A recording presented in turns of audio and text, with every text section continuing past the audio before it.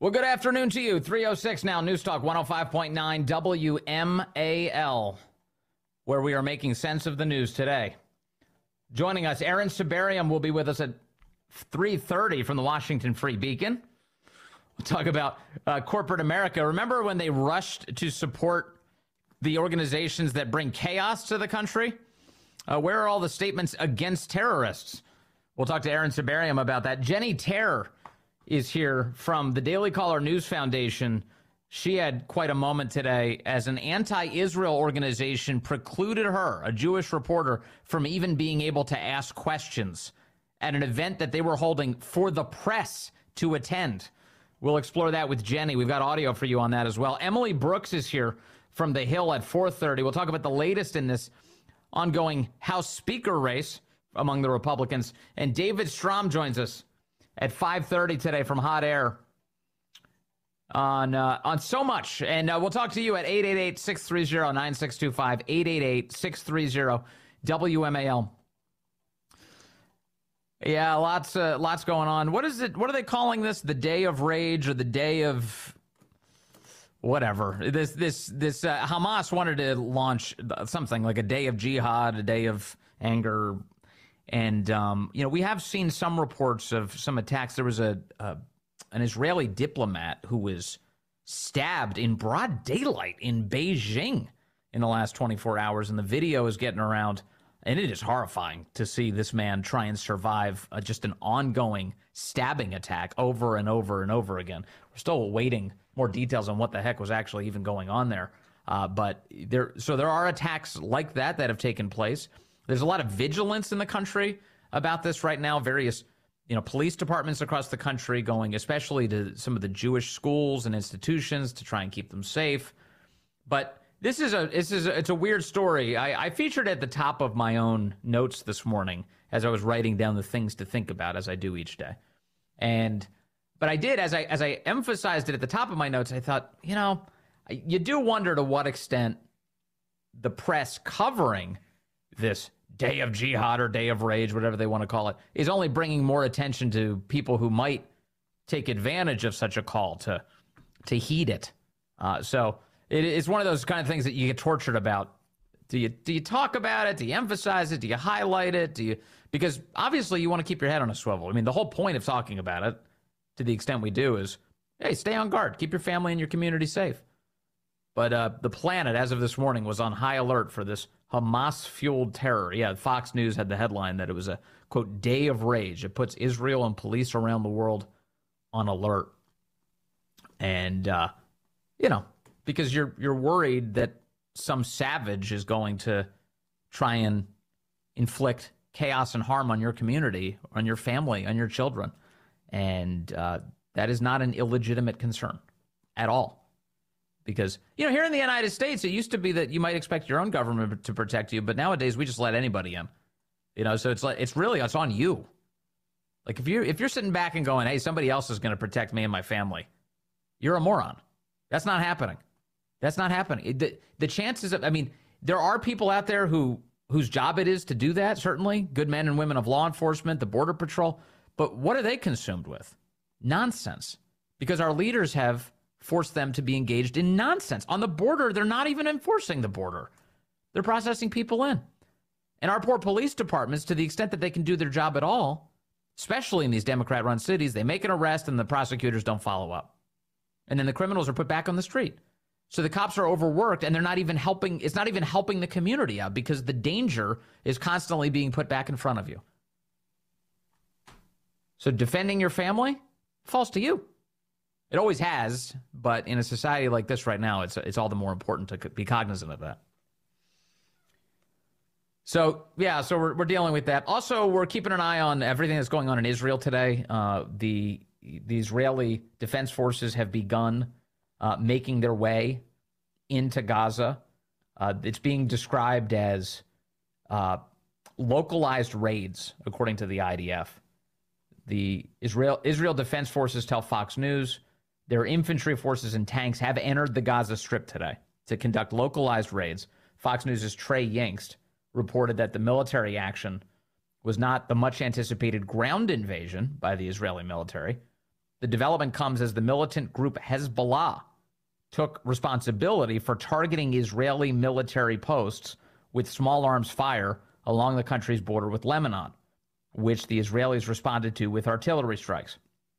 More than 1,300 Israelis were killed and thousands more wounded when Hamas launched their surprise terror attack on the Jewish state on Saturday. As many as 150 people are believed to have been taken captive by the terrorists and held in Gaza, according to Israeli authorities.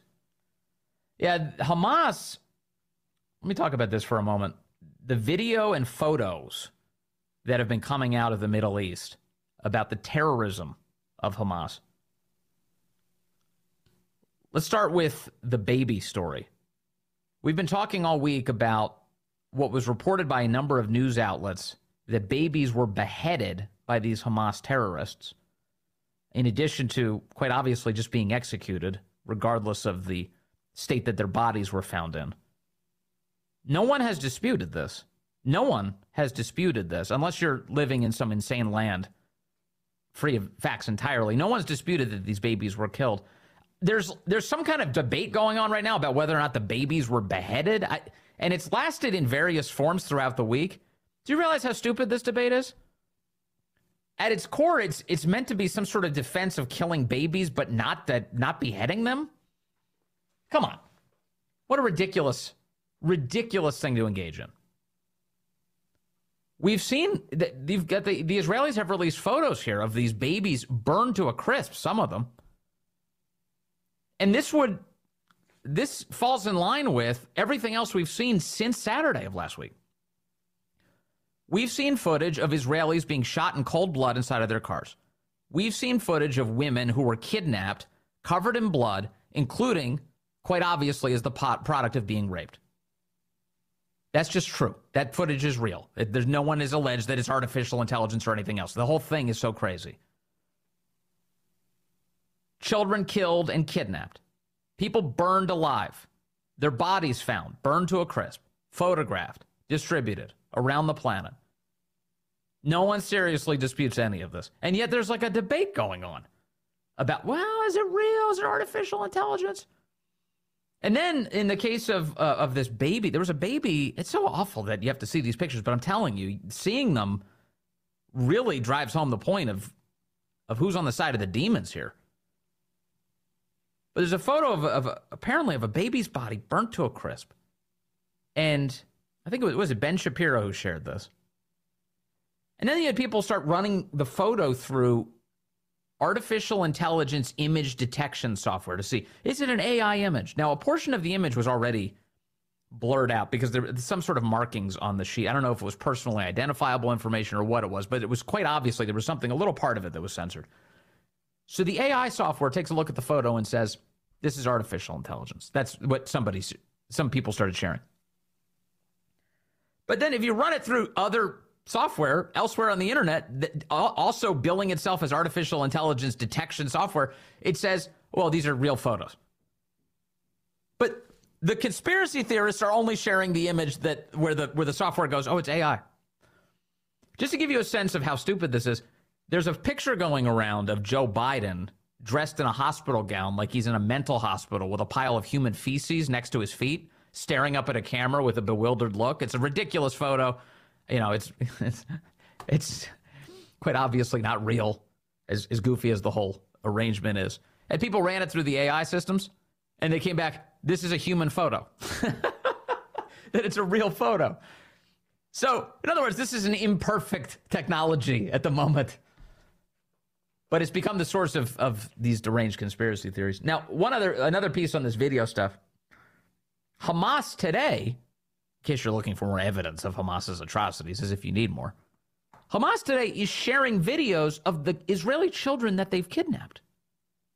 They're sharing videos now, and it's meant to be pro-Hamas propaganda. It's like, oh, we're treating them so well, is the Hamas video. Have you seen this one, Corey, going around?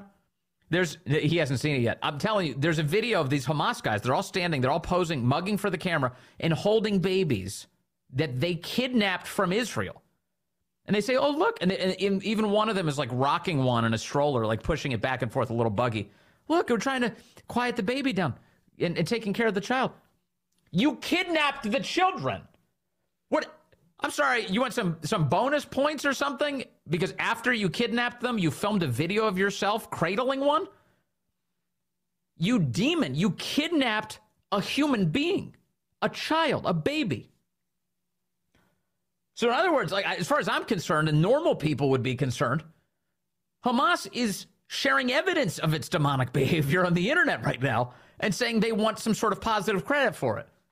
Oh, if you attack us, I don't know what they're saying. If you attack us, we're the good people because we're caring for the babies we kidnapped? It's crazy. It's totally crazy. Now, I think it was Elon Musk shared a sentiment today.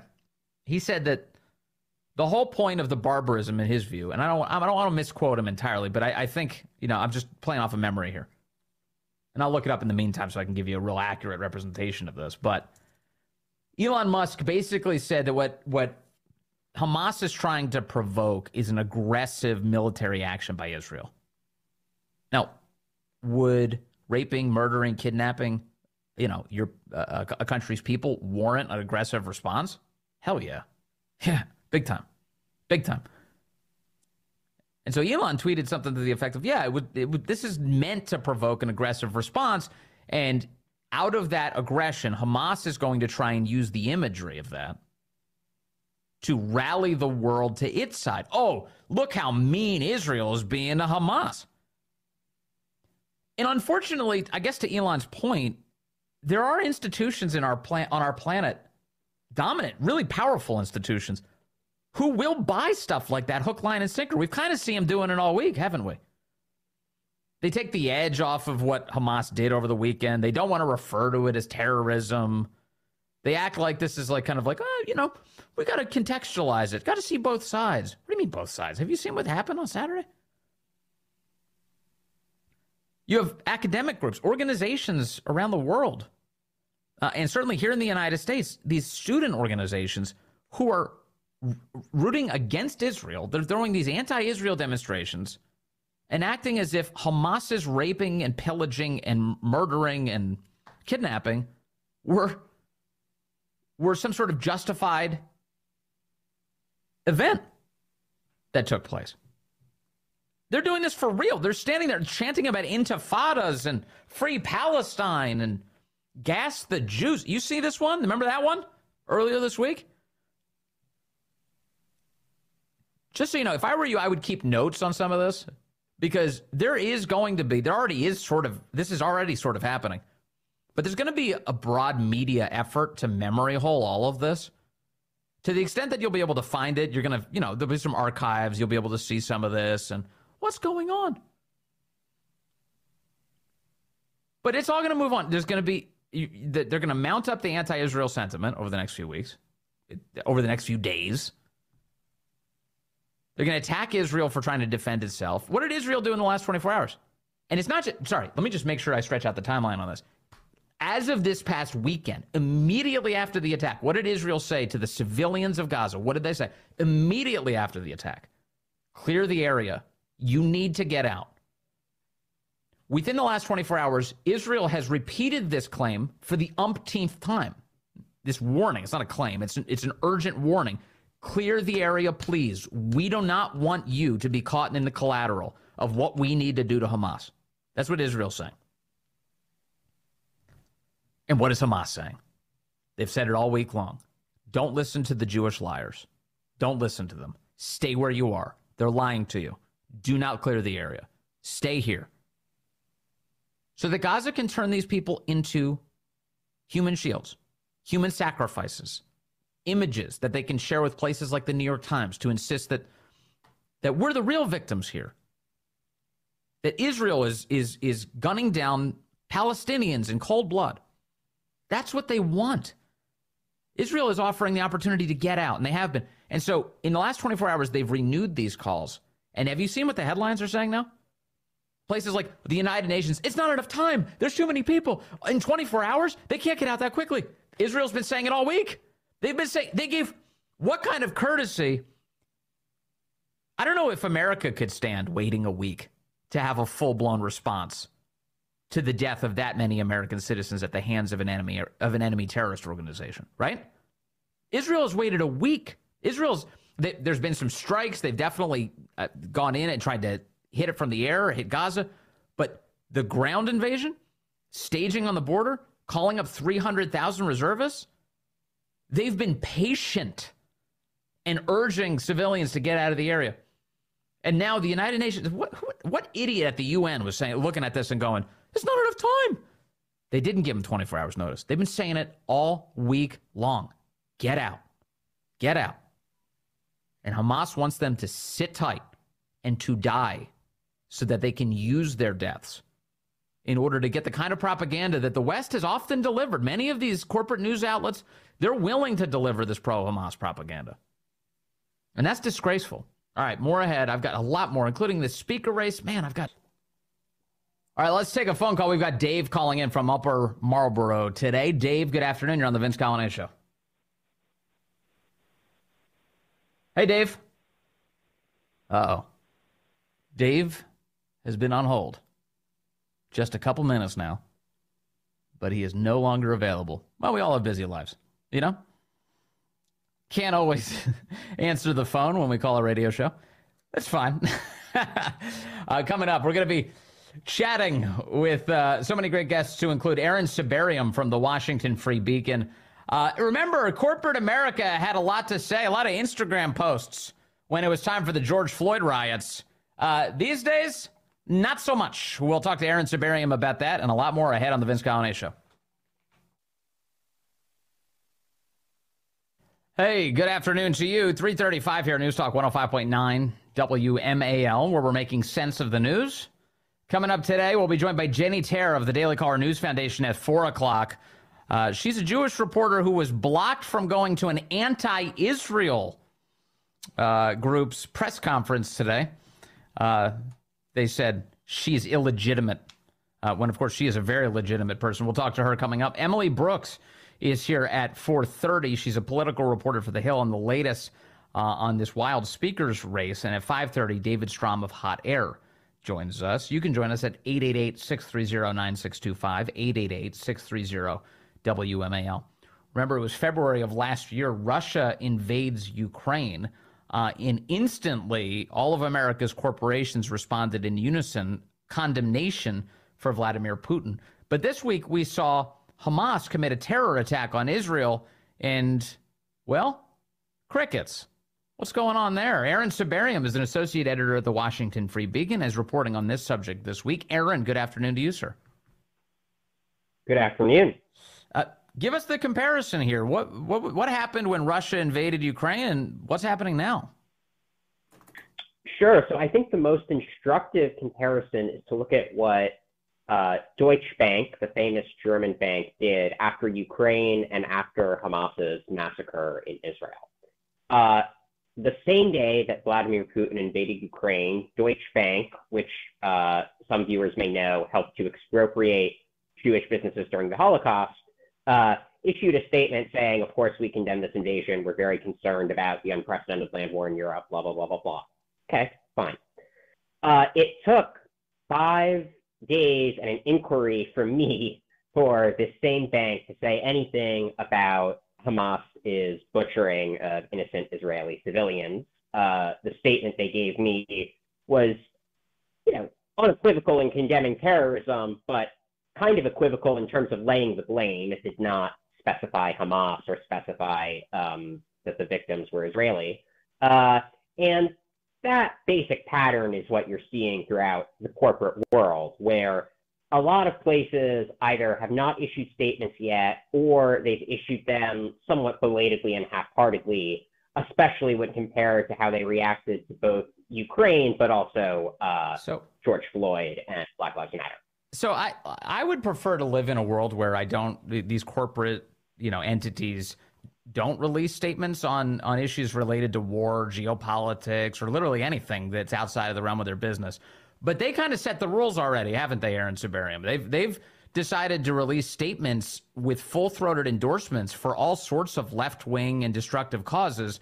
But the second Hamas commits a terror attack on Israel and shocks the world, they're bizarrely silent. Yeah, exactly. And it's even worse at universities, which, as I'm sure you saw, initially issued these really, really mealy-mouthed statements if they said anything at all. And then some of them got pummeled enough that they did eventually say something slightly stronger. But, you know, look, in my ideal world, just like you, I don't want universities or corporations or almost any institution to weigh in on most of these issues. I don't frankly think that, you know, Harvard and Northwestern don't need to take sides in the broader Israel-Palestine conflict. That's not really their job. But when there's a mass terrorist attack that kills 1,300 people in Israel, and you know you're less upset about that than you are, I'm sorry, about you know one guy getting killed horribly by the police. It was horrible, but still, you know, that just shows a totally warped sense of moral priorities, and I think they deserve all the crap that they're getting. Yeah, for sure. And not to mention, you know, George Floyd's death was an outlier, and also there was no nuanced coverage of it whatsoever to include all of the immense drugs that were in his system. You weren't even allowed to talk about that. But what actually happened in Israel is a real phenomenon with a people who are under constant threat from their neighbors in the Middle East of destruction. So, I mean, a very real thing. I guess when it's fake, it's easier to jump in, but when it's real, you have to hold back. Yeah, exactly. I mean, you know, I don't think that they need, again, I don't think they need to take sides on the broader conflict, really, if they don't want to. But if you're gonna get into the business of issuing these statements, you kind of have to do it for everything. And look, I mean, I hope that they stop maybe altogether after this, but I'm not holding my breath. Aaron Sibarium, what's interesting to me is that it seems like that there's this anti-Israeli and perhaps more specifically anti-Jewish sentiment that exists in a far more widespread way than most of us would expect. Like it seems like a layup to come out with a statement if you're doing these statements, to come out with a statement that says we oppose terrorism, we stand with Israel. Yeah, no, exactly. I mean, and look, you know, they don't, if they're really worried that they have some employees who have family in the Gaza Strip or in Lebanon and they don't want to offend those employees, you know, there's a way you can issue the statement that unequivocally condemns terrorism and Hamas and expresses sympathy, but doesn't, you don't have to go like full throated, you know, and also like, you know, destroy the entire Gaza Strip. Like no one's asking corporations to do that, right? And I don't think anyone expects Harvard to do that either.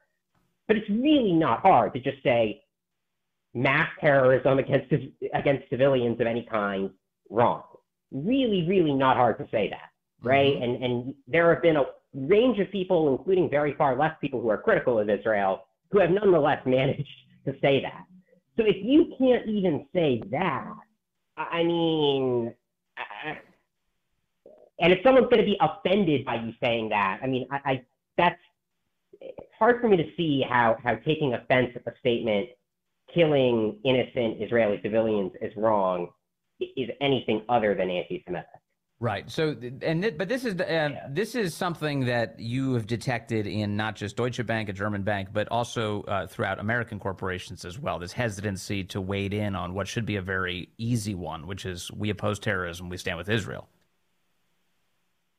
Yeah. No. Exactly. I mean, Disney late last night, after I contacted them for comment, did eventually come out with a statement. But it took Disney a while, even though Disney has been, you know, exhibit A for woke corporations that just weigh in on every imaginable thing. Totally. I guess seems like they were more worried about banning third graders from learning about gender identity in schools than they were about a mass terrorist attack. Yes. And then look, I mean, some places have come out with decent statements, and that's great. You know, I'm not trying to say that it's the entirety of corporate America, but you know, General Motors, I think Apple, Target, IKEA, all of these places really went all in on BLM and Ukraine, and they've been pretty silent about this. Well, and especially now that we have, you know, all of the evidence about what Black Lives Matter as an organization and a movement was actually about.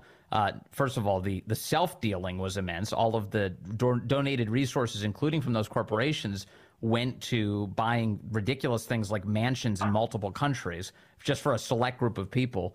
And then, of course, the Black Lives Matter chapter support across the country this week for Hamas. You had BLM chapters, as you know, Aaron, releasing statements, supporting Hamas and featuring imagery of the terrorists attacking Israel.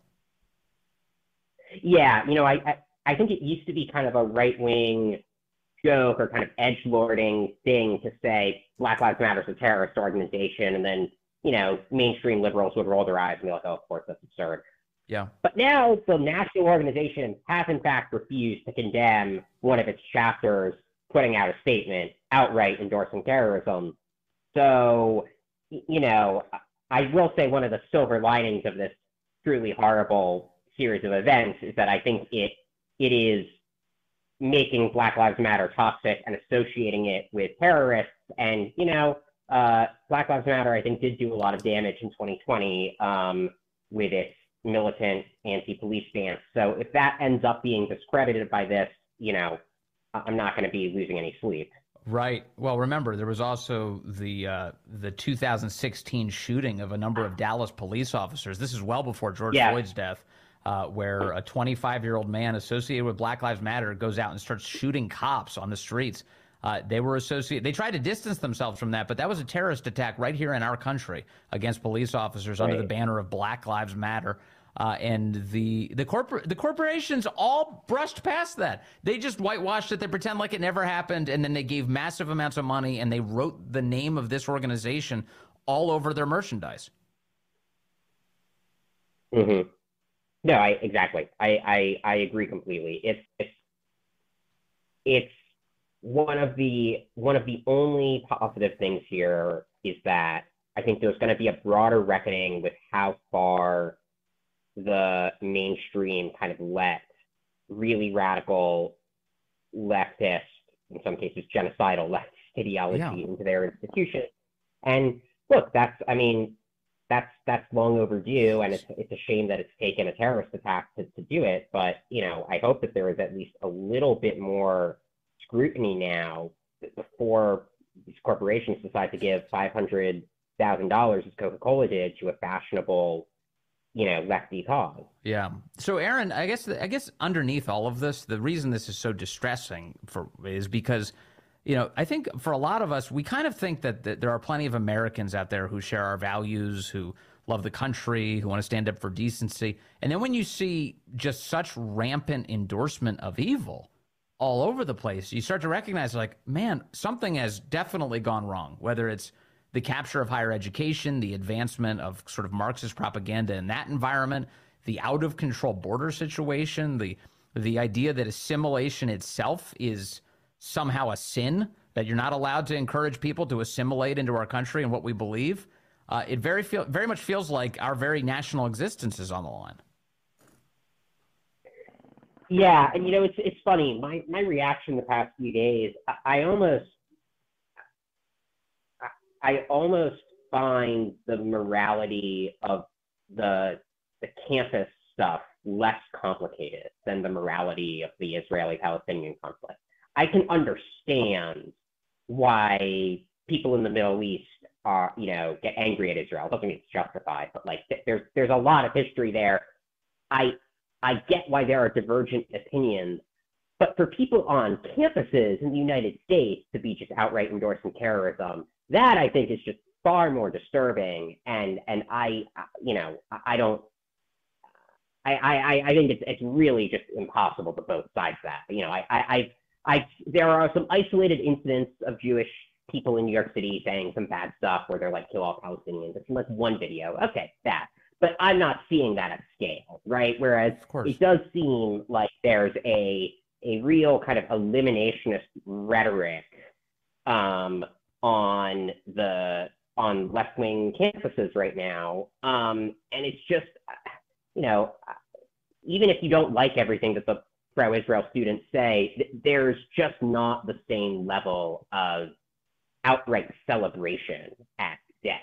I mean, I don't see anyone, I could be wrong, but I don't see anyone donning an Israeli flag and being like, yeah, isn't it great that, there were, 1,000, like civilians, caught in the crossfire when they bombed a hospital to get at Hamas? Isn't it great that all those people? No one's doing that, right? Yeah. I mean, I'm not seeing that anywhere. And my guess is not to say it doesn't exist. And Aaron, my guess is a lot of the students you're talking about are the very people who would put Ukrainian flags in their bios and maybe even stage a "We Stand with Ukraine" rally. And here they are rooting on terrorism. It's completely incoherent. Yeah, and then there's this stupid, cynical line where they're like, "Oh, well, you support Ukraine, but why don't you support the Palestinian resistance against an occupying power?" I mean, well, because Ukraine. When Ukraine was invaded by Russia, it had not just gone and butchered, 1,300 innocent civilians in Moscow. Like, it's a bit of a difference, right? I don't understand how stupid you have to be to make these comparisons. Yeah, there's a lot of that out there. Aaron Sibarium, thank you very much from the great Washington Free Beacon. Always nice to talk to you, sir. Thank you. Yeah, imagine getting your news from The View. That's the only way you could understand the world. This is what Sonny Hostin was doing today. But I do think that what we need to remember is that there is an international human rights body of law. And when you look at that law, part of it is retaliation against innocent civilians collectively is also terror.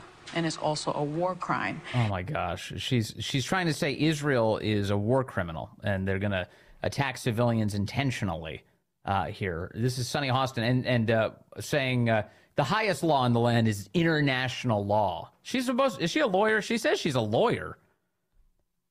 And the United States needs to, not the United States, Israel in this case, needs to bow to international law. They're in charge, she says. And again, those are not my words. Those are the words of the law.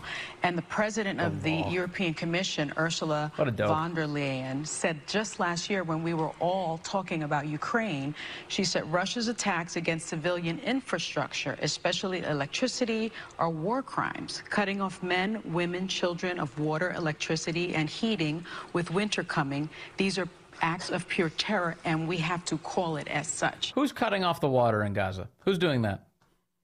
Could it be Hamas who's digging up the water pipes to turn them into rocket launchers? Could any chance, Sonny Hostin, based on your description there? So that's Sonny's take on the news today. She says that Hamas is just like the Proud Boys. Sonny, you want to say something?